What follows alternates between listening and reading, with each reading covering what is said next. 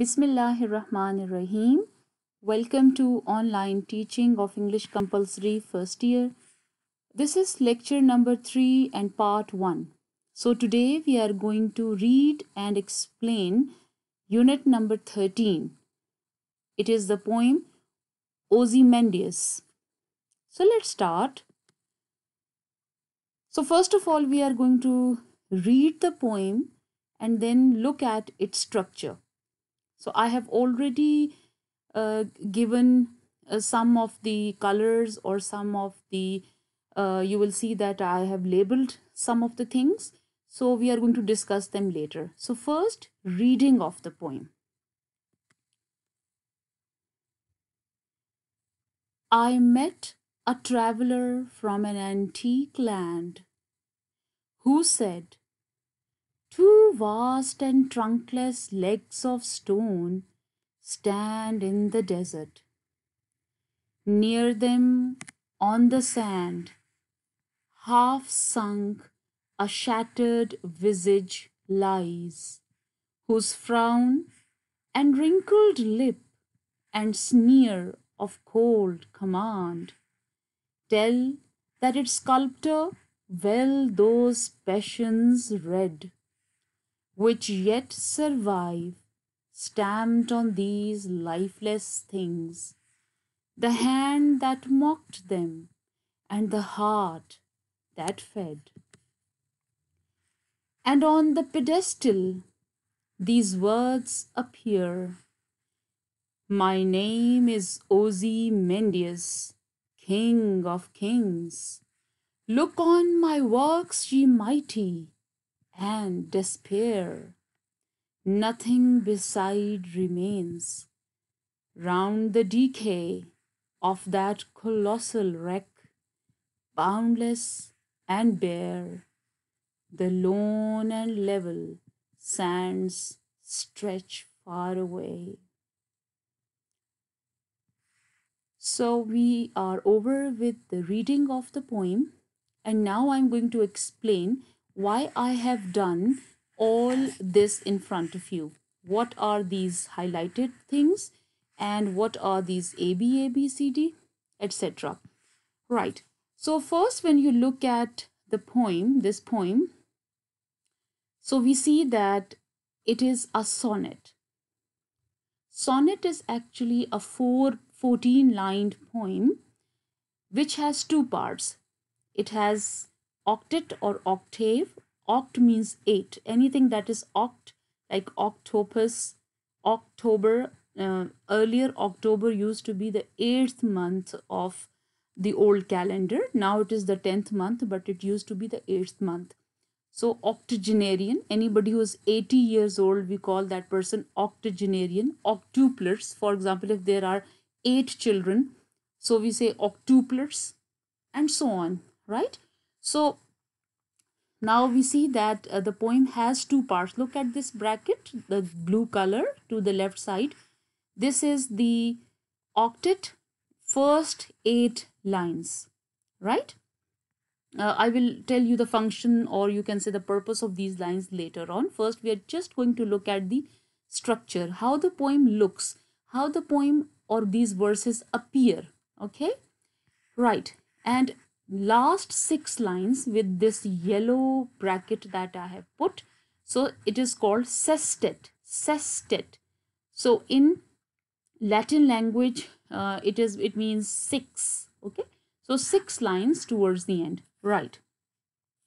Now, what are these A, B, A, B, A, C, D, C, E, D, E, F, E, F?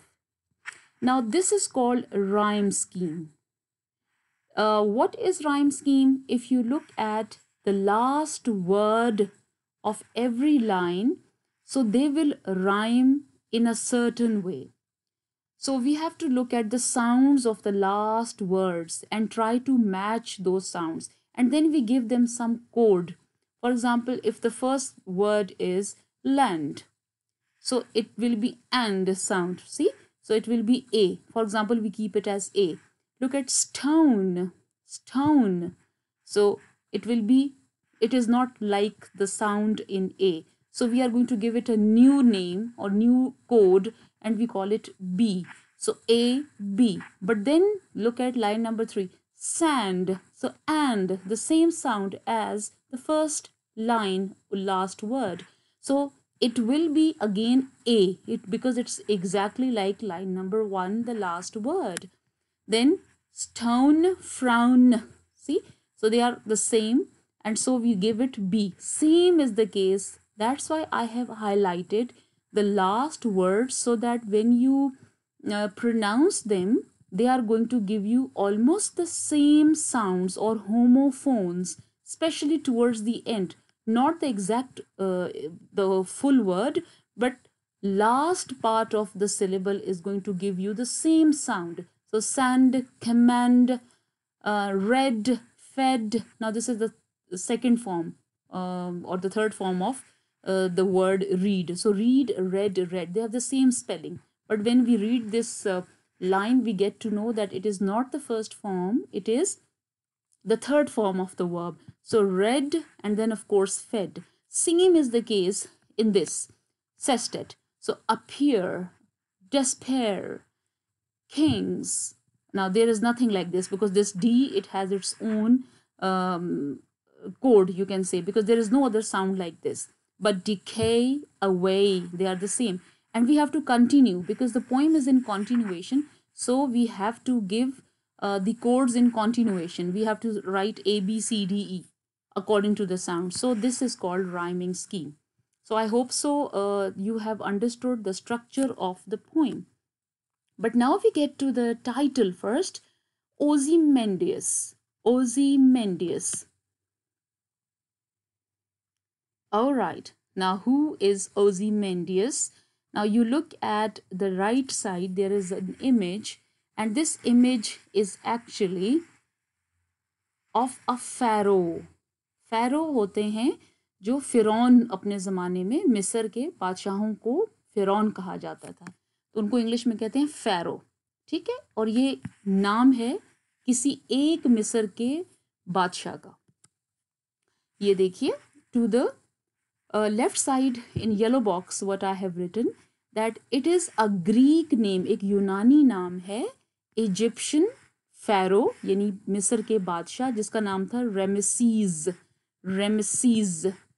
सो इसको देखिए, रेमेसीज. ये pronunciation blue में मैंने लिखी है, रे ए. नाउ ये जो इस तरह से दो इकट्ठे होते हैं इसको ए साउंड कहते हैं, और ये है श्वा यानी उल्टा ई, इसको आप अ साउंड करते, रेम सीज. और ये देखें आई के बाद ये जो सिंबल है, दो ऊपर नीचे डॉट्स हैं, जिसका मतलब इसको आपने लंबा करके पढ़ना है. सो रेमसीज. सो ये उस बादशाह का नाम था रेमसीज, लेकिन ग्रीक्स और यूनानी जबान में रेमसीज को कहते थे ओजीमेंडियस. ठीक है. And this king ruled for 67 years. बड़ी लंबी इसने हुकूमत की, और ये 1300 BC, अब तो हम इसको AD कहते हैं या CE कहते हैं, तो ये बहुत पहले कब्ल मसीह जिसको हम कहते हैं, ये 1300 कब्ल मसीह में थे. अच्छा जी, he was a tyrant. Tyrant वो बंदा होता है कि जो जाबर हुक्मरान होता है. ठीक है. सो ही वॉज अ टायरेंट. अच्छा, ये इनका मखसूस लिबास था. ये देखिए इनका स्टैचू बनाया हुआ है. उस ज़माने में स्टैचूज़ बना करते थे, मुजस्समे बनाए जाते थे. ठीक है जी. सो टाइटल के से हमें पता चल गया कि this will be about a tyrant. Tyrant का मतलब है अ क्रूअल किंग. राइट.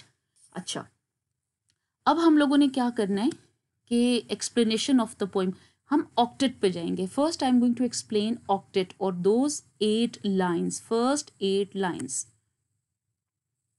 अच्छा जी, वन बाय वन.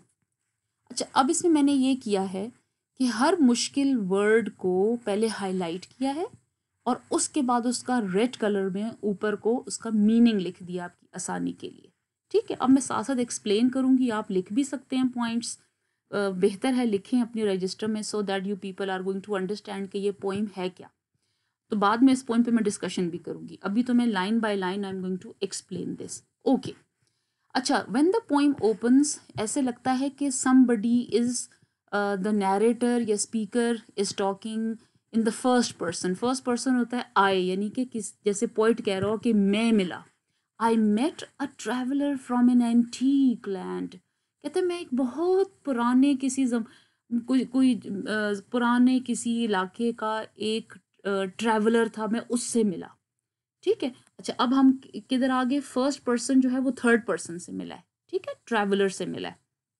ओके, अब ट्रैवलर से क्या बात हुई, हु सेड, अब हम फौरन से ट्रैवलर की बात करें। ये आई जो है यानी कि द पोएट और the speaker, he met a traveller और a person who came from an old land, कोई पुराने जैसे कोई जमाने का कोई इलाका उससे आता है, यानी मिस्र से कह सकते हैं हम ताल्लुक है। हु सेड, और ट्रैवलर क्या कहता है, ट्रैवलर अब स्पीकर को कह रहा है, अब देखिए इन्वर्टेड कॉमर्स का मतलब है कि डायरेक्ट स्पीच में अब वो जो भी बात करेगा, so now there will be direct speech starts. Two vast and trunkless legs of stone stand in the desert. अजीब बात करता है ना, वो कहता है कि दो बड़ी बड़ी, vast means big, and trunkless कहते हैं without middle part of the body, यानी कि एक ऐसा मुझे स्टैचू, लेग्स ऑफ स्टोन, मुझे दो ऐसी पत्थर की टांगे नजर आई। कहाँ पर, they stand in the desert, desert यानी कि सहरा में मुझे दो बड़ी, लेकिन उनके साथ उनकी कोई बॉडी नहीं थी, यानी उनका middle part of the body नहीं था, सिर्फ दो लेग्स जो थी जो स्टोन की बनी हुई थी, यानी कि किसी का स्टैचू टूटा पड़ा हुआ था, तो मुजस्समा, तो वो मुझे डेजर्ट में नजर आया। और फिर क्या था, near them on sand half sunk a shattered visage lies, shattered visage lies. अच्छा, अभी शैटर्ड का मतलब है, अब ये मैं थोड़ा रेड में करना भूल गई, तो आप देख लें, इसका मतलब है ब्रोकन। शैटर्ड का मतलब हो गया ब्रोकन, विजिज का मतलब हो गया फेस। ठीक है, ये मीनिंग आगे इसका लिखा हुआ है, इसको उसको पोइम में ना डालिएगा। तो क्या कहता है कि मैं एक सहरा में से गुजर रहा था, तो मुझे दो बड़ी बड़ी सी लेग्स जो थी स्टोन की बनी हुई, वो ऐसे पड़ी हुई नजर आई। और उसी सैंड पे हाफ संक के अंदर धंसा हुआ, हाफ संक का मतलब होता है बेरीड, बेरीड होता है अंदर धंसा हुआ, दफनाया हुआ, जैसे अंदर धंसा हुआ, हाफ संक अ शैटर्ड यानी एक ब्रोकन फेस, यानी किसी का चेहरा जो है वो अभी वो टूटा हुआ था, यानी एक तरफ टांगे पड़ी हुई थी और एक तरफ जो है उसका चेहरा पड़ा हुआ था, जाहिर है वो किसी का मुजस्मा था बेसिकली जो टूटा पड़ा था। लाइज, लाइज मीन्स पड़ा हुआ है। हुज फ्राउन कहते हैं उसके माथे पे एक लाइनें पड़ी हुई थी, या गुस्से की या कोई सीरियसनेस की लाइन, जैसे हम लोग कभी गुस्सा बहुत करें ना, या हम लोग तो हमारे माथे पे वो सिलवटें पड़ जाती हैं, शिकने पड़ जाती हैं। तो कहते हैं कि उसके अब देखिएगा कि ये ट्रैवलर क्या कर रहा है, ये स्पीकर को या पोइट को, he is giving the description of that face जो उधर पड़ा हुआ था। तो उसे कहता है कि half sunk, a shattered visage lies, whose frown and wrinkled lip and sneer of cold command। कहते कि वहां पे मुझे एक नजर आया ऐसा चेहरा जिसके माथे पे गुस्से की वजह से सिलवटें बन गई थी, और जिसके जो होंठ थे, देखे रिंकल्ड होता है लाइन, जिसपे लाइनें पड़ी हों किसी वजह से, कि आप हंसते ना हो, जरा ऐसे बार बार होंठ भींच लेते हो तो वो लाइन साइड पे पड़ जाती हैं। अगेन मुस्कुराता हुआ चेहरा नहीं है ये किसी का सख्त वाला चेहरा है, जो कि सख्ती करता था, जो कि हर वक्त गुस्से में रहता था, जो जो जो किसी को डांटता रहता होगा, इस किस्म का चेहरा। And wrinkled lip and स्नियर of cold command, और उसके उसके अब बता रहे हैं कि उसके ऊपर क्या था, लिप के ऊपर किस तरह की स्माइल कह सकते हैं आप, किस तरह से थी, या उसके ऊपर किस तरह से लिप्स थे कि वो स्नियर कर रहे थे। स्नियर का मतलब होता है कि उनके ऊपर कुछ इस किस्म की स्माइल या एक्सप्रेशन था जिस तरह कि आप अगले को हकीर समझ रहे हैं, हकारत भरी हंसी उस पे थी। ठीक है, ऑफ कोल्ड कमांड, कोल्ड का यहाँ पर मतलब होगा इमोशनलेस, यानी उसके कोई इमोशंस नहीं थे, इनसेंसिटिविटी थी, सब कुछ था। और रूल यानी कि वो बंदा जिसका भी ये चेहरा था ऐसे लग रहा था कि जैसे ये बड़ा सख्त वाला किसी का चेहरा है, ठीक है। तो ये सख्ती उस चेहरे पर नजर आ रही थी। अच्छा, ये मैंने आप देखें, I have underline C and C because ख command, cold, command. So this is repetition of a sound, consonant sound in the beginning of a letter. तो उसको हम alliteration भी कह सकते हैं figure of speech में, ठीक है, repetition जब आ जाती है। ओके, अच्छा, अब इसके साथ जोड़ें इसको। वो कहता है कि and wrinkled lip and sneer of cold command tell, यानी वो कहता है कि मुझे ये सारी चीज़ें जब मैंने देखी, ये वाली जो जो उसके फेस के ऊपर जितने भी एक्सप्रेशंस थे, जो भी चीज़ जो उसके लिप के ऊपर जिस तरह से वो कर्ल हुआ था, उस पर लाइन पड़ी हुई थी, ऐसे लग रहा था। इट टेल, यानी ये सारी बातें मुझे क्या बता रही थी, that it's sculptor well those passions red. कहता है कि ये तो ऐसे कमाल लग रहा था जैसे कि जिस आर्टिस्ट ने भी उसको, मुजस्मा साज ने जिसने भी उसको बनाया है, स्कल्प्टर वो होता है जो कि मुजस्मे बनाता है, ये एक आर्टिस्ट होता है, an artist who makes statues. तो जिसने भी इसको बनाया है उसने बड़े अच्छे तरीके से उसके एक्सप्रेशंस को, उसके अंदर जो कुछ चल रहा था उनको बताया। अच्छा, थोड़ा सा हम हिस्ट्री में जाएंगे तो मैं आपको ये बताऊं कि जैसे आजकल लोग पोर्ट्रेट्स बनाते हैं, तस्वीरें खींच के, आपने देखा है बड़े बड़े लीडर्स की तस्वीरें, बड़ी अच्छी डिज़ाइनर्स टाइप फोटोग्राफर्स तस्वीरें खींचते हैं। तो ये उस ज़माने में बड़े हाई प्रोफाइल किस्म के मुजस्मा साज, जिनको हम स्कल्प्टर्स कहते हैं, ये बादशाह लोग क्या करते थे कि ये उनको पैसे दे के बुला के कहते थे कि मेरा मुजस्मा बनाओ। यानी ये उनका एक अपना तरीका था इस दुनिया में अमर होने का, and they wanted to live for a long time, कि लोगों को हमारी याद रहे, और थोड़े ऐसे समझते थे कि हम शायद ये हमारे बाद लोग जो है हमें याद रखेंगे। और now whosoever this person is, जिसका भी ये टूटा हुआ मुजस्मा यहाँ सहरा में ट्रैवलर को मिला है, इसकी जब ये डिस्क्रिप्शन दे रहा है तो ये कह रहा है कि जब मैंने उस मुजस्मे को देखा, उसकी शक्ल को देखा, तो उसके ऊपर इतने अच्छे तरीके से जो है स्कल्प्टर ने वो उसके एक्सप्रेशंस को अच्छे तरीके से बनाया था। एंड अब यहाँ पे ना he is giving credit to that मुजस्मा साज या स्कल्प्टर, यानी उसको ये क्रेडिट देना चाह रहा है कि जिस तरह से हम कहते हैं ना कि बड़ी ज़बरदस्त फोटो है जी, बड़ा अच्छा फोटोग्राफर है, तो ये एग्जैक्टली उस तरह से उसको कह रहा है कि मतलब ही टेल्स द स्पीकर और पोएट कि बड़ा अच्छा मुझे लगा कि उस बंदे ने इतने ज़बरदस्त तरीके से इस बादशाह की शक्ल को जो है वो कार्व किया है उसके अंदर, यानी स्टोन से उसने इसकी एक्सप्रेशंस बताए हैं, ठीक है। ओके, अच्छा, ये मैं थोड़ा सा साथ, आई have put this kind of like, देखें, 2 ब्रोकन लेग्स, ठीक है। और ये इस तरह से वो लोग ड्रेसअप हुआ करते थे ना उस ज़माने में, इजिप्शियंस जो होते थे, जो रोमन्स भी होते थे, यानी कि वो वहाँ रहते थे, तो उनकी तैयार होने का ऐसा तरीका था। सो अब ये देखें, ये यानी कि ये पड़ा हुआ है नीचे, ठीक है। तो ये किसी बादशाह का मुजस्मा था जो कि सहरा में टूटा हुआ पड़ा हुआ था, ठीक है जी। So this is what it happens. अच्छा, अब हम ऑक्टेट की लास्ट 2 लाइंस को क्या कह रहे हैं कि कहता है कि tell that it sculptor well those passions read which yet survive. कहते हैं कि वो मुजस्मे को देख के, क्योंकि बादशाह तो बहुत अरसा पहले फौत हो गया है, लेकिन when we look at this statue और उसकी शक्ल की तरफ देखते हैं तो ऐसे लगता है कि शायद वो अभी भी जिंदा है, बिकॉज इतना अच्छा उसने उसको मुजस्मा उसका बनाया है, जैसे कि रियल लग रहा हो, ठीक है। विच येट सर्वाइव स्टैम्प्ड, यानी fixed on these lifeless things, यानी कहना चाह रहे हैं कि वो जो स्टोन तो लाइफलेस होता है ना, स्टोन कोई जानदार चीज़ तो नहीं होती। कहते हैं वो जो उसने पत्थर का मुजस्मा बनाया है उसको देख के ऐसे लगता है कि ये पत्थर का नहीं है, ये कोई रियल मुजस्मा, ये कोई रियल बंदा है। जैसे कभी पेंटिंग को देख के लगता नहीं है किसी ने कलर्स किए हैं और नकली बनी हुई है, कहते हैं ऐसा लगता है सब बिल्कुल असल इंसान है। तो वो कहते हैं कि इतना ज़बरदस्त किसी बंदे ने उसके ऊपर वो उसको अच्छे तरीके से बनाया है कि ऐसे लगता है कि जैसे ये तो किसी ने, ये तो ऐसा लग रहा है कि जिंदा है, ठीक है, हालांकि ये बादशाह मर चुका है जिसका मुजस्मा होता है, right.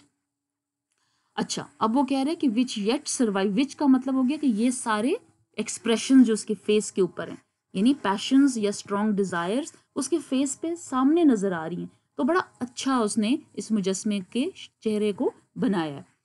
The hand that mocked the hand that mocked them and the heart that fed. अच्छा, अब ये हैंड है किसका जी? Of the sculptor. हैंड का मतलब ये हुआ कि उस मुजस्समा साज के हाथों ने उसको, उसके अंदर जो कुछ भी चल रहा था बादशाह के, उसके फेस के ऊपर जिस तरह वो लोगों को ट्रीट करता था, जिस तरह वो लोगों के साथ हकारत से पेश आता था, जिस तरह से हर वक्त उसका गुस्सा हर वक्त शक्ल पे रहता था, जिस तरह से उसकी स्माइल जो थी लोगों को जैसे मजाक उड़ाने वाली हो, तो कहते हैं कि ऐसे लगता था कि इसका हैंड का मतलब यहाँ पे ये हो सकता है कि उसका आर्ट इतना ज़बरदस्त था कि जब उसने उसको बनाया तो ऐसे लग रहा था कि जैसे ही मेड फन ऑफ देम, यानी कि उसके हाथ ने इनका फन इसलिए बनाया कि वो तो लोगों को बुरे तरीके से ट्रीट करता था, आज देखो खुद किस हालत में पड़ा हुआ है, टूटा पड़ा हुआ है, ठीक है, कि nobody wants to see it. तो the hand of the sculptor that made fun of them का मतलब क्या हुआ? दीज डिजायर्स, जो उसकी डिजायर थी उस बादशाह की कि मैं लंबा जीऊं, लोग मुझे याद रखें और मेरे बाद मेरा मुजस्समा जो है वो लोगों के अंदर हैबत तारी करे। सो ऐसे, ये तो किसी ने मुड़ के उसको फिर देखा भी नहीं, तो ये तो ऐसे लगता है कि उस, जैसे कि इस स्कल्प्टर ने, इसके हाथ ने उसकी इन डिजायर्स का मजाक उड़ाया हो कि तुम कैसे इतना अरसा याद रह सकते हो किसी को। And the heart heart of the king, जो फौत हो चुका है, जिसका ये मुजस्म है, दैट फेड, फेड का मतलब है, it is the third form of, और second and third form of the verb feed, ठीक है। यानी कि फेड का मतलब है जिसको, जिसके अंदर हर वक्त एक खुदनुमाई थी, वैनिटी थी, बोस्टिंग थी, शेखियां बिगाड़ना, गुरूर में था वो, ठीक है। तो वो आज तो वो कहीं भी नहीं है। His face is totally broken, ठीक है।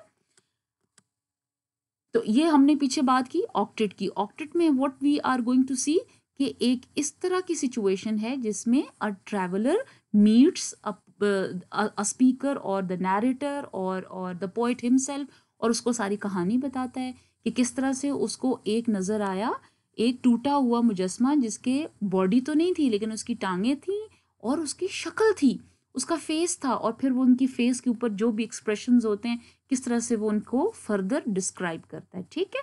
तो डिटेल के बाद अब हम आ जाते हैं सेस्टेट पे। सेस्टेट होता है लास्ट 6 लाइन्स। अच्छा जी, and on the pedestal, pedestal होता है the base that a column और अ स्टैचू, स्टैचू को अभी मैं तस्वीर भी आपको दिखाऊंगी कि and on the pedestal these words appear. अच्छा, जब वो गौर से देखता है कि जिस पे पेडेस्टल पे खड़ा किया होता है उस स्टैचू को, तो उस पे लिखा क्या होता है।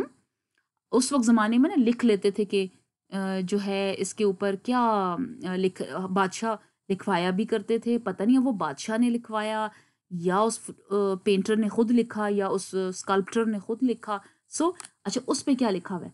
My name is Ozymandias, king of kings. जरा इस पहली लाइन को देख के तो लगता है बड़ा रोब से उसने लिखवाया है कि देखो, यहाँ पे ना टाइटल ऑफ द पोइम आ जाएगा कि वो बादशाह जैसे लगता है कि वो खुद कह रहा है कि मेरा नाम देखो, मेरा नाम क्या है? ओजीमेंडियस, किंग ऑफ किंग्स, मैं बादशाहों का भी बादशाह हूँ, यानी रोब दबदबे के लिए वो ये कहता है, ठीक है। और दूसरी लाइन में क्या लिखा हुआ है? लुक ऑन माई वर्क्स, देखो कि मैंने क्या काम किया इस दुनिया में। ये माइटी, ये माइटी ये होता है कि पुराने ज़माने में यू जो नहीं कहते थे, यू जैसे उर्दू में आप कहते हैं, तो और कलेक्टिव आप ज़्यादा लोगों के लिए प्लूरल, तो ये माइटी का मतलब है कि तुम सब जो पावरफुल लोग हो, रूलर्स हो, हुक्मरान हो या किसी भी बड़ी सीट पर हो, ओहदे पर हो, देखो मेरी तरफ। एंड डेस्पेयर, डेस्पेयर यहाँ पर एज अ वर्ब यूज हुआ है जिसका मतलब है एंड देन बी डिसअपॉइंटेड। अब कैसे डिसअपॉइंटेड, क्या मतलब डिसअपॉइंटेड? या मुझसे इबरत हासिल करो। अब ये लाइन तो बादशाह ने तो नहीं लगता लिखवाई होगी, हो सकता है उसने यहाँ पे सिर्फ लिखवाई हो कि my name is Ozymandias, king of kings, रोब दबदबे के लिए। अच्छा, अब आप देखें इन्वर्टेड कॉमर्स का मतलब ये होता है कि हमने एग्जैक्ट वो जो वर्ड्स उसके ऊपर लिखे हुए थे वो हम यहाँ पे बात करें। तो ये जो एक किस्म का स्टैचू पे लिखा हुआ इसको हम इंस्क्रिप्शन कहते हैं। इंस्क्रिप्शन होता है जैसे कतबा लिखते हैं, कब्र के ऊपर होता है, या किसी चीज़ या किसी भी चीज़ के नीचे जो हम अगर मेडल दे रहे हैं या शील्ड दे रहे हैं, उसके नीचे कुछ लिखा हुआ है हमने, तो उसको हम इंस्क्रिप्शन कहते हैं। Inscription, INSCRIPTION, inscription. ठीक है, तो कहते हैं कि ये उसके उसके ऊपर तो ये लिखा हुआ था। अच्छा, अब यहाँ पर वो जो लिखा हुआ था वो खत्म हो गया कि माई नेम इज, ये 2 लाइन्स, ये सिर्फ 2 लाइन्स उस स्टैचू के पेडिस्टल पर लिखी हुई है। ठीक है, अच्छा, अब आगे जो है ना थीम ऑफ द पोइम आ जाता है। अब ये पोइट खुद उसका थीम निकाल रहा है। अब देखो ट्रैवलर की बात खत्म हो गई, हमें नहीं पता where has that traveller gone, हमें नहीं पता कि उसके बाद बादशाह का के बारे में उसने क्या कहा। हमें सिर्फ ये पता है कि when he reads these words from inscription, तो पोइट के माइंड में या स्पीकर के माइंड में क्या बात आती है, मतलब उसको भी इबरत हासिल होती है। वो कहता है नथिंग बिसाइड रिमेन्स, कुछ भी नहीं रहता। ये जो टाइम है ना, ये जो मौत है, like death brings curtain to everything. जब बंदा मर जाता है, चाहे वो कितना भी पीछे बड़ा माइटी हो, पावरफुल हो, बड़ा कोई जालिम हो, लोगों को हकारत से देखता हो, सब कुछ जो मर्जी करता हो, लेकिन जब मौत आती है और कुछ अरसे बाद उसका नामो निशान भी नहीं रहता, फिर वो टूटा पड़ा होता है उधर उधर। ठीक है, सो राउंड द डीके मतलब destruction of that colossal wreck। अब देखिए हर जगह मैंने मीनिंग्स बताए हुए हैं। राउंड द डीके यानी उस डीके का मतलब डीके ऑफ द कोलोसल मतलब ह्यूज, बहुत बड़ा। रैक का मतलब है रून, यानी वो तबाह, यहाँ पर रैक हो जाएगा वो मुजस्मा, यानी कि वो तबाह हुआ मुजस्मा। वैसे रैक का मतलब होता है रून, ठीक है, यानी कि डैमेज। तो यहाँ पर वो क्या कह रहे कि उसके आसपास, उस मुजस्मे के आसपास जहां तक देखो, हद्दे निगाह जहां तक भी देखो, बाउंडलेस होता है अनलिमिटेड एंड बेयर, और जिधर भी देखो क्या नजर आएगा, the loan and level Sands stretch far away. उस मुजस्मे के आसपास दूर दूर सिर्फ रेत ही रेत थी, बस, और कुछ भी नहीं था।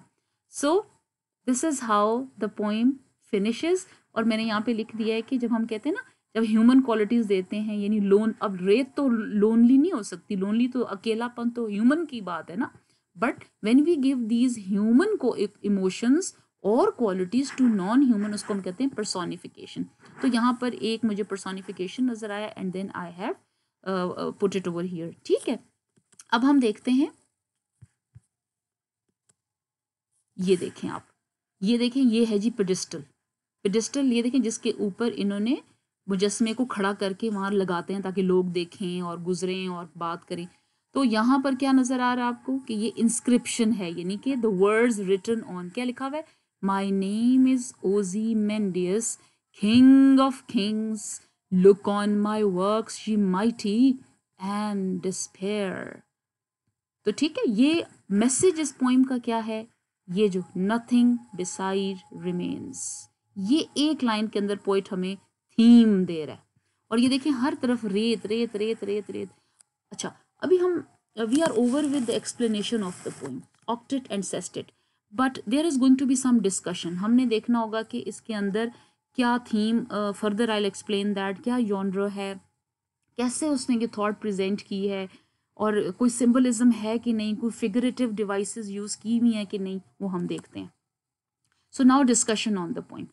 एज ऑलरेडी टोल्ड यू कि जॉनर क्या है, कि इट इज सोनेट। अच्छा, ये जो पोइट हैं इसके, अभी मैं उनसे भी आपका तारुफ कराती हूँ। The poet that is, he was quite sad to see कि उसके आसपास उस वक्त इंग्लैंड में, क्योंकि ये इंग्लैंड के पोइट हैं, तो उनको बहुत ज़्यादा तकलीफ थी कि हर तरफ क्यों इतनी नाइंसाफ़ियाँ हैं, क्यों लोगों के साथ जुल्म हो रहा है, क्यों ये हुक्मरान जो हैं, बिकॉज इंग्लैंड में तो हमेशा से बादशाहत थी। सो ही थॉट कि जी ये चीज़ें जो हैं दे आर नॉट गुड, कि इंसानों को जीने का हक दें, उनकी सोच पे पहरे ना बिठाएं। So he was a rebellious kind. वो नहीं तो जो बागी हो जाते, तो ज़्यादातर तो इनको इंग्लैंड से बाहर ही इनको रखा, इनको जलावतन किया। And he was mostly in Italy, Italy में रह के ये सारे ऐसी बातें लिखते भी थे। ठीक है, तो ये सोनेट जो है ये पॉलिटिकल है इन नेचर, यानी इसका सियासी एक एजेंडा है। जो आपको नजर आती है। Sonnet as we already know it's the poem which has 14 lines. अच्छा, लिखी किसने है जी? 1817 बाय पर्सी बिश शेले। पर्सी बिश शेले। नाउ ही वाज, ये बहुत यंग एज में इनकी डेथ हो गई थी और बड़ी मिस्टीरियस डेथ थी। पता नहीं इनको ये खुद फौत हुए थे या इनको किसी ने इनको मारा था या ये खुद डूब गए थे, बट एवर, लेकिन इनकी डेथ ड्राउनिंग यानी डूबने से हुई थी। And he was very young, hardly 30 years of age. ठीक है, तो अपने मुल्क इनको नहीं आने देते थे बिकॉज ही वॉज क्वाइट बागी सॉर्ट ऑफ अ पर्सन। मैं बागी हूँ, मैं बागी हूँ, ये इसके सबके थे। ठीक है जी। अच्छा, अब ये जो पोइम क्यों लिखी उसने कि एक कॉन्टेस्ट और मुकाबला था पोइट्री का, फ्रेंड ने भी लिखी, इन्होंने भी लिखी, उनकी पोइम भी है, इनकी पोइम भी है, तो दोनों का टॉपिक एक ही था, ओजीमेंडियस, उसके ऊपर ही लिखनी थी। And he had written this sonnet. अच्छा, मैंने पहले आपको बता दिया कि राइम स्कीम क्या है, कि ये जो ब्लैक में लिखा हुआ है this is the rhyme scheme of octet, और आगे जो 6 लाइनों की है which is written in blue, तो ये together this is the rhyming scheme. अच्छा, अब आप देखें कि इसकी थोड़ी सी हम देख लेते हैं कि इसका थॉट किस तरह से बनाया। अब ऑक्टेट क्या है? ऑक्टेट की राइमिंग स्कीम भी डिफरेंट है, but at the same time octet की थॉट भी डिफरेंट है। लाइन 1 to 8 में introduction of the subject matter, यानी कि जो मसला है या जो बात है वो बताई है कि एक ऐसा किंग था, उसका टूटा हुआ मुजस्मा मिला, एंड देन उसकी टांगों का जो थी वो, उसमें कोई वो ट्रंकलेस बॉडी थी, और इसकी हालत ये थी। ठीक है, now this was what it was written in octet. अब सेस्टेट में लाइन 9 से हमें पता चलता है कि वोल्टा शुरू हो जाता है। वोल्टा का मतलब होता है कि चेंज और टर्न इन थॉट। थॉट आपकी चेंज हो जाती है लाइन नंबर 9 से। लाइन नंबर 9 से हम थीम की तरफ आने लग जाते हैं। ठीक है, सो वोल्टा इटालियन लैंग्वेज में, ये इटालियन लैंग्वेज का वर्ड है, इसका मतलब होता है सडन चेंज। ठीक है, और टर्न, तो यहाँ पर चेंज इन थॉट। ठीक है, now that is going to come, और आगे फिर हमें थीम पता चलता है, रेस्ट ऑफ द 5 लाइन्स, और थीम ये है जी कि नथिंग बिसाइड रिमेन्स, मैंने पहले भी बताया था। तो इसका मतलब है कि ट्रांजियंस, या ये उसकी मीनिंग्स भी मैंने लिख दी हैं, कि ट्रांजियंस या फ्यूटिलिटी या मीनिंगलेसनेस ऑफ ह्यूमन पावर, कि इंसान के पास जितनी भी ताकत हो, जितना भी वो खुद को बहुत बड़ा समझे कि मैं तो ना कभी मरूंगा, या मुझे लोग याद रखेंगे, या मैं ऐसे, और वो स्पेशली हुक्मरान अगर वो जुल्म करें, लोगों को इंसान ना समझें, तो क्या होता है? वो जो वक्त है ना, ये बड़ा जालिम है। It is going to take revenge and it is going to, और फिर जब डेथ होती है तो बादशाह का, फकीर का, हर एक की कब्र एक ही जैसी होती है। ठीक है ना, so it brings curtain to everything. तो इसके अंदर कहानी की तरह से ये शुरू होती है ना। It starts like a narrative. Narrative होता है कहानी। इसकी तरह इसके 3 कैरेक्टर्स हैं, और वो है स्पीकर, ट्रैवलर एंड किंग। और अगर आप देखें तो इसके अंदर, अगर आप, मैं ज़रा बहुत डिटेल में जाऊं तो एक कहानी की तरह इसके अंदर प्लॉट भी प्रॉपर बना हुआ है, जिसके अंदर एक एक्सपोजिशन में we are introduced to the situation and characters. फिर उसके बाद उसमें सस्पेंस, ये उसमें मतलब कॉम्प्लिकेशंस इस तरह से कि वो चेहरा किस तरह से टूटा हुआ है और किस तरह, और फिर उसके बाद क्लाइमैक्स में ये है कि what is written on that, और फिर एंटी क्लाइमैक्स में ये है कि हम सोच में पड़ जाते हैं कि ये जो बंदा है किस तरह से कितना कितना अजीम अपने आप को समझता था, this is what is his condition now. ठीक है, और फिर रेजोल्यूशन या कंक्लूजन ये है कि हमें ऐसे नहीं करना चाहिए। जो लोग भी अथॉरिटी पर मौजूद हैं, जो लोग भी अल्लाह ने उनको किसी ओहदे पे बिठाया, तो उनको इंसाफ से अच्छे काम करने चाहिए, ताकि अगर कोई नाम ले भी तो अच्छे तरीके से ले, अदरवाइज इस मौत ने तो सबको ले जाना है। ठीक है जी। अच्छा, ये दिस इज पर्सी बिश शैली। ठीक है, ये बहुत यंग उस वक्त इस तरह से ड्रेसअप हुआ करते थे, लड़की लड़की लग रहे हैं, लेकिन इट्स ओके। तो बहुत जल्दी भी फौत हो गए। सो he is Percy Bysshe Shelley, English poet, right, of the 19th century. और ये मैंने जो ऊपर से जम मार मार के नीचे लेकर आ रही हूँ, so this is the theme और दिस इज द मैसेज। ठीक है, ये message given by the poem. और मैसेज क्या है कि power and pride are vain and temporary possessions, के जो हम समझते हैं ना कि हमारे पास ओहदे हैं, ताकत है, और हमें इसका गुरूर होता है, तो ये सब आर्जी चीज़ें हैं that make human beings arrogant. और यही चीज़ें हमें बहुत ज़्यादा, एरोगेंट का मतलब होता है कि गुरूर वाला बना देती हैं, एंड ईगोटिस्टिकल, यानी कि हमारे अंदर एक सुपीरियोरिटी का कॉम्प्लेक्स आता है कि हमसे तो अजीम कोई है ही नहीं है. But death treats everyone equally. लेकिन डेथ के आगे इन चीज़ों की कोई हैसियत नहीं है. वो अमीर को भी आती है, गरीब को भी, वो जालिम को भी आती है, मजलूम को भी. So it bring level. Level का मतलब होता है सबको बराबर कर देती है. एक लाइन में खड़े हो गए, क्या है वो, एक ही सफ में खड़े हो गए महमूद अयाज, वो वाला. और ये फिर लाइन मैंने लिखी है, this is actually the message of the poem. ये मैंने एज इट इज पोइम से उठाई है. ठीक है जी, ओके. समझ आ गई आप लोगों को? फिर भी कोई इशू है मुझे बताइएगा. और लास्ट में मैं आपसे ये डिस्कस करना चाहती हूँ कि व्हाट आर दोज लिटरेरी और poetic devices in the poem. अब पोइट ने कौन सी ऐसी टेक्निक्स, देखें, लिटरेरी या poetic devices are techniques that writers और पोइट्स यूज, और क्यों यूज करते हैं, to create a special and pointed effect. यानी वो एक तवज्जो दिलाना चाहते हैं डिफरेंट टेक्निक्स यूज करके अपनी राइटिंग में, कि उसका कोई मैसेज देना चाहते हैं, और to help readers understand their writing on a deeper level. फिर हम उसकी वजह से अंदर उनकी राइटिंग या उनके अल्फाज में, उनकी सोच में चले जाते हैं थ्रू दोज डिवाइसेस. अब वो क्या है, जैसे इस पोइम में मेटाफोर यूज हुई हुई है. नंबर 1 मेटाफोर में देखें कि द स्टैचू ऑफ ओजीमेंडियस. अब ये किसी चीज़ को किसी चीज़ को किसी के साथ जाहिर करता है, इशारा देता है. ये किसी की के लिए ये कंपैरिजन दिया है. क्या, किसके लिए दिया है? इट रिप्रेजेंट्स पावर और लेगेसी. यानी उसका जो स्टैचू है वो पावर या रूल या कमांड को जाहिर करता है. ठीक है. और सैंड यहाँ पर क्या है, वो कहते हैं वो सैंड के अंदर जो पड़ा हुआ है ना, और जो डेजर्ट है, डेजर्ट का मतलब है कि बहुत सारी सैंड. तो सैंड जो है वो किस चीज़ का मेटाफोर या किस चीज़ के लिए इस्तारा यूज हुआ है, वो है टाइम के लिए. जैसे जैसे टाइम के साथ हर चीज़, टाइम हर चीज़ के ऊपर मट्टी डाल देता है. यस, रेत, रेत जहाँ भी आएगा लिटरेचर में उसका मतलब होगा टाइम, यानी फॉरगेटफुलनेस. बस इसके बाद लोग भूल जाते हैं आपको, आप कैसे थे, कैसे दिखते थे, कैसे थे, बस खत्म, आपकी कहानी खत्म हो गई. ठीक है. तो सैंड का मतलब हो गया टाइम. अच्छा, इसके अंदर पर्सोनिफिकेशन भी है, वो जो already I have pointed out. और पर्सोनिफिकेशन क्या होती है? ह्यूमन इमोशंस फॉर इनएनिमेट यानी नॉन ह्यूमन ऑब्जेक्ट्स. जैसे कि expression on the statue as real. जब हम स्टैचू के फेस पर वो ट्रैवलर हमें बता रहा होता है तो हमें ऐसा लगता है किसी जिंदा इंसान की बात करें, लेकिन असल में तो वो पत्थर होता है जिसके ऊपर ये सारे बने हुए होते हैं. सो दैट इज पर्सोनिफिकेशन और human emotions given to statue. Lone sands, वो लिखा हुआ है ना एक, लोन यानी कि लोनली. अब सैंड अकेली तो नहीं होती है, लेकिन it is the human quality given to sand, तो ये भी पर्सोनिफिकेशन हो गई.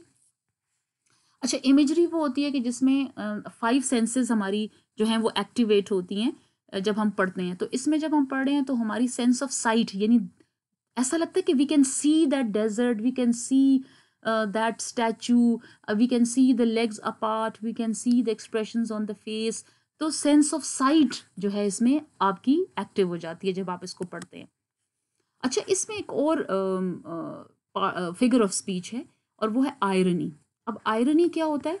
It's a figure of speech, ये सारे फिगर ऑफ स्पीच ही मैं आपको बता रही हूँ, but it is a figure of speech used to present the opposite meanings of the words. यानी जो आप कह रहे हैं वो असल में आप कहना, वो उसका मतलब आप उलट होता है. कैसे? कि Ozymandias description presents him as a mighty great and fierce king. जब हम उसकी डिस्क्रिप्शन देखते हैं कि हाय इतना लंबा चौड़ा, तो शक्ल के ऊपर ऐसे हकारा है, तो लोगों को और ऐसे लग रहा है जैसे हर एक को हकीर समझता है और अपने को बड़ा समझता है, और बड़ा स्टैचू है और उसके स्टैचू के ऊपर लिखा हुआ इंस्क्रिप्शन है कि जी I am Ozymandias king of kings, ये वो.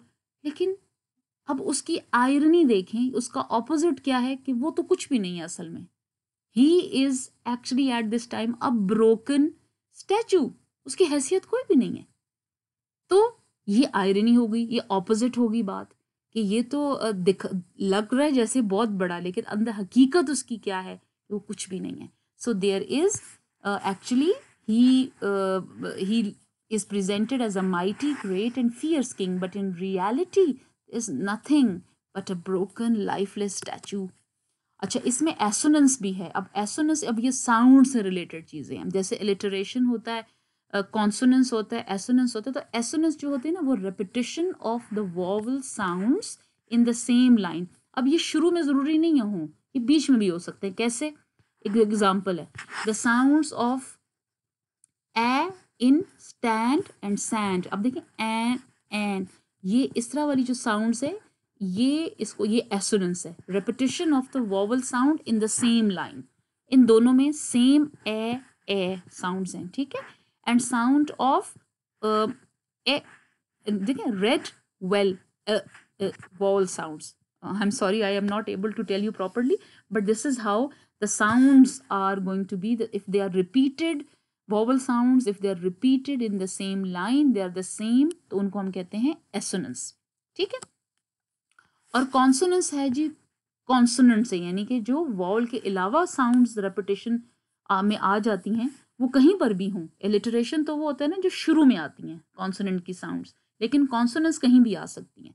अब इसके अंदर जिस तरह से है ना, हाफ संक का shattered visage lies whose frown, आप देखें इस तरह की साउंड्स हैं, ऐसे कैसे संक, जैसे हिसिंग सी, और थोड़ी स्ट्रॉन्ग साउंड्स हैं, ठीक है। तो इनको हम कहते हैं सिबिलॉन्स। जो सिबिलॉन्स वो साउंड्स होती हैं जो ज़रा हिसिंग यानी सांप वाली आवाज़ें भी हो सकती है, या वैसे इस तरह की स्ट्रॉन्ग आवाज़ें इस तरह वाली, ठीक है। So sunk, a shattered visage, lies, whose, देखें ये सारी जो हैं they are consonants। और ये देखें, ये ज़रूरी नहीं है ये शुरू में हो या कहीं पर, ये कहीं पर भी ये आ जाए, तो repetition अगर आ जाए उन sounds की, तो we call them consonants, ठीक है। So I have given you 1 2 3 4 5 6 figures of speech or the devices that the poet has used in his poem. I hope that it is now clear to you, right? Okay.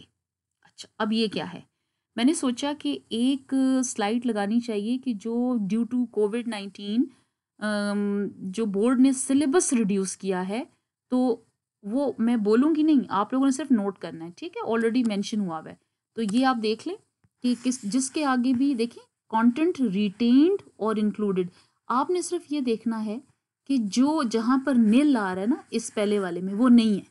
For example retained का मतलब है कि कौन सा included है। अब जैसे from mother with love nil, it means कि ये नहीं है, ठीक है। इसका मतलब है नंबर 8 भी नहीं है, इसका मतलब है 11 भी नहीं है, इसका मतलब है 15 एंड 16 भी नहीं है। अच्छा, फिर कुछ क्वेश्चंस भी इन्होंने जो रखे हैं, उनमें से भी कुछ क्वेश्चंस निकाले हुए हैं। तो वो जो रिमूव्ड वाला खाना है उसमें देखें कि कॉम्प्रीहेंशन क्वेश्चन नंबर 7 जो है और 8 पेज नंबर्स भी उन्होंने लिखे हुए हैं, ये नहीं होंगे। तो इनको आप नोट कर लें, अपनी नोटबुक के अंदर अपनी बुक को खोलें और इन लेसन्स को भी खोलें। शुरू में जो पूरे लेसन्स नहीं हैं उनको तो सबको आप क्रॉस लगाइए, लेकिन जहाँ पर लेसन्स तो इंक्लूडेड हैं लेकिन कुछ questions from the exercise are not included, तो उनको भी आप लोग क्रॉस कीजिए, ठीक है। तो दे आर नॉट देयर, तो ये आप लोगों के लिए मैंने लगाया है। एंड ये लास्ट पार्ट है उसका 17 18, अब 18 भी नहीं है, 20 भी नहीं है, 21 भी नहीं है, ये तो पूरे लेसन्स ही नहीं है, ठीक है जी। तो इनको तो आप लेसन्स पे क्रॉस लगा दें। बाकी इन्होंने एक्सरसाइजेज में से कुछ चीज़ों को निकाला है, ठीक है जी। और उन्होंने और क्या लिखा है कि note character sketches in the play should be dealt as a separate long question. ये 5 या 6 मार्क का एक लंबा सा सवाल होगा। जितने भी कैरेक्टर स्केचेस हैं, जैसे इफ़ यू टॉक अबाउट अभी प्ले हम करेंगे आगे कहीं जाके, उसके कैरेक्टर, फिर हमने पीछे ये उसका कैरेक्टर था बच्चे का, जोएल का कैरेक्टर था, या अभी हम नेवरसर्ट का कैरेक्टर कर रहे थे। तो इनके कैरेक्टर स्केचेस जहाँ ड्रॉ करने होंगे, they will be separate questions, उनको वो लॉन्ग क्वेश्चंस में इंक्लूडेड है, उनके लंबे आंसर्स देने होंगे आपने। Okay, is it understood? Alright, thank you. So this is the end of lecture number 3 part 1। अभी हम क्या करेंगे कि next my lecture will be lecture 3 part 2, which will be the exercise of unit number 13. So till then, Allah Hafiz, stay blessed.